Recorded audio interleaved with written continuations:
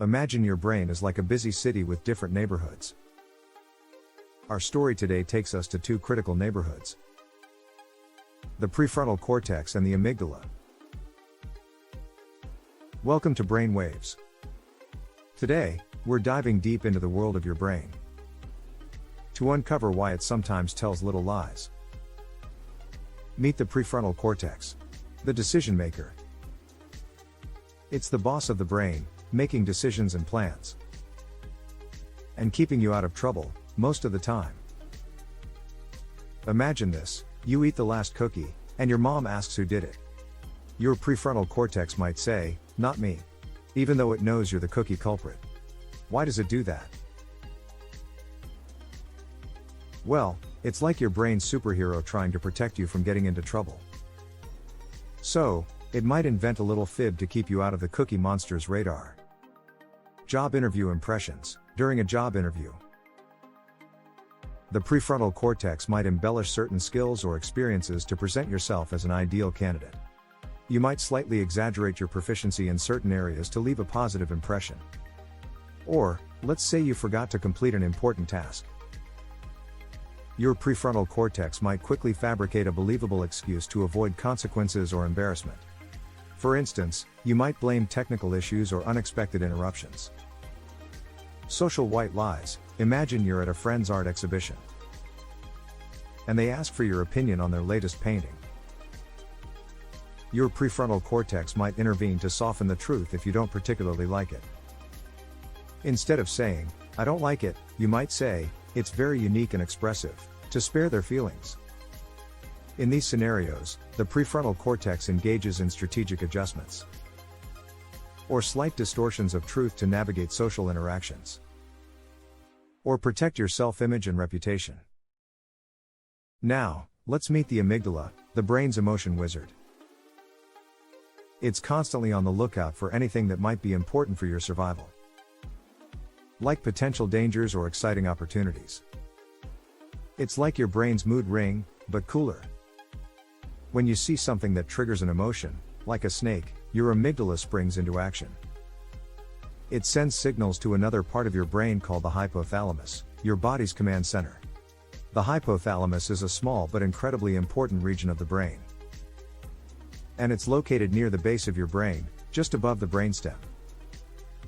It's right in the center of your brain, playing a critical role in regulating many essential functions, including controlling body temperature, thirst, hunger, and the release of hormones from the pituitary gland.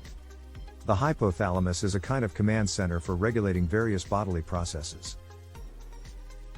It sends signals and initiates a cascade of responses in your body. One of these responses is to activate the sympathetic nervous system. The sympathetic nervous system is responsible for the fight or flight response. It triggers a series of physiological changes to prepare your body to deal with a perceived threat. The sympathetic nervous system sends signals to the adrenal glands, located on top of your kidneys. These signals stimulate the adrenal glands to release adrenaline. Adrenaline rush. The release of adrenaline results in a rush of this hormone into your bloodstream. Adrenaline increases your heart rate, sharpens your senses, provides energy, and redirects blood flow to your muscles. So, while the amygdala doesn't directly trigger the adrenal glands, it plays a crucial role in the initial perception of a threat and sets off the chain of events that lead to the release of adrenaline from the adrenal glands. This is part of your body's innate response to stress and danger, helping you adapt to challenging situations. You can definitely feel a rush of adrenaline. You might experience a fluttery or jittery feeling in your stomach, often described as butterflies.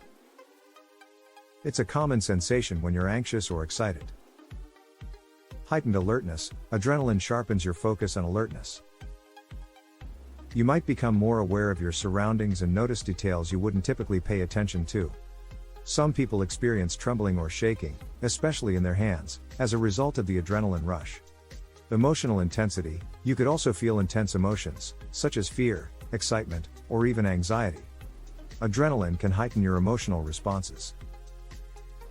Increased strength. Some people report feeling stronger or more capable of physical feats during an adrenaline rush. These sensations are part of your body's natural response to stress, danger, or exciting situations. Adrenaline prepares you to face challenges by providing the energy and focus you need. The amygdala sometimes throws a curveball at your prefrontal cortex. It might make you feel guilty or nervous because you lied about the cookie caper. When the amygdala perceives a situation as potentially threatening or morally wrong, it can trigger feelings of guilt through its connections with other brain regions. Here are some ways the amygdala might contribute to feelings of guilt. The amygdala helps us process social cues and norms. When we violate these norms, or behave in ways that contradict our internal moral compass, the amygdala can activate feelings of guilt as a signal to correct our behavior. So, sometimes, your prefrontal cortex tells a fib to avoid trouble, or behave in ways that contradict our internal moral compass. The amygdala can activate feelings of guilt as a signal to correct our behavior. Memory encoding. The amygdala is involved in encoding emotional memories. If we engage in actions that we later regret, the amygdala may reinforce these memories with negative emotions, contributing to feelings of guilt upon recollection. Examples of how the amygdala might make you feel guilty include forgetting a special occasion. If you forget an important event or anniversary, and see the disappointment in someone's eyes, activating the amygdala's empathy response, you may feel guilty for letting them down. Behaving dishonestly. If you lie or deceive someone, the amygdala may associate the action with negative emotions, leading to feelings of guilt as you reflect on the deception. Hurting someone's feelings. If you inadvertently hurt someone's feelings, the amygdala can process the emotional impact and trigger guilt as a means of encouraging more empathetic behavior.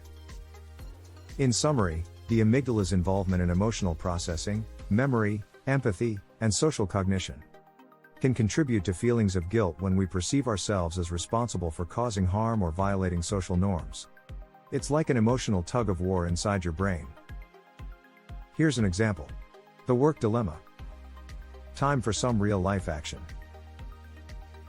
Picture this: you're late for work, and your boss asks why. Your prefrontal cortex might say, "Traffic was murder," when you really overslept. But your amygdala might chime in with guilt because you didn't tell the truth. See how these brain neighborhoods work together, even if it means telling a tiny fib? Raise your hand if you've ever been in a similar situation, where you had to decide whether to tell the truth or a little fib. It's like a brainy dilemma. So, why does your brain do this? Well, it's all about keeping you safe and sound. Your brain's like a superhero duo looking out for you. Scenario: the hidden secret party. Imagine you're invited to a friend's house for a sleepover. They've been specifically told by their parents not to have any parties while they're away. Your prefrontal cortex quickly assesses the situation. You know your friend isn't supposed to have a party, and having one could get both of you into trouble. But the idea of a secret party is too tempting to resist. A lie. To keep things hush-hush and avoid potential consequences, your brain goes into action. You and your friend invite a few people over, and you all promise to be super quiet. When your friend's parents return and ask if anything unusual happened, your prefrontal cortex might say, "No, nothing out of the ordinary," even though it's not quite the truth. Why the lie? Your brain is trying to protect you from getting into trouble with your friend's parents and to keep the secret party hidden. It knows that having a secret party was risky, so it creates a little fib to prevent anyone from finding out about it. In this case, your brain's little lie is an attempt to safeguard you from the potential consequences of your actions. Like a secret agent protecting a valuable secret, even if it involves telling a little fib. So, brainiacs, your brain can be a bit crafty at times. But it's all in the name of keeping you out of trouble. Remember, honesty is still the best policy. Even if your brain enjoys a little make-believe once in a while. Thanks for joining us on this brainy adventure. If you have stories of when your brain told a little fib, share them in the comments below. And don't forget to subscribe for more brain-boosting insights. Until next time, keep rocking those neurons.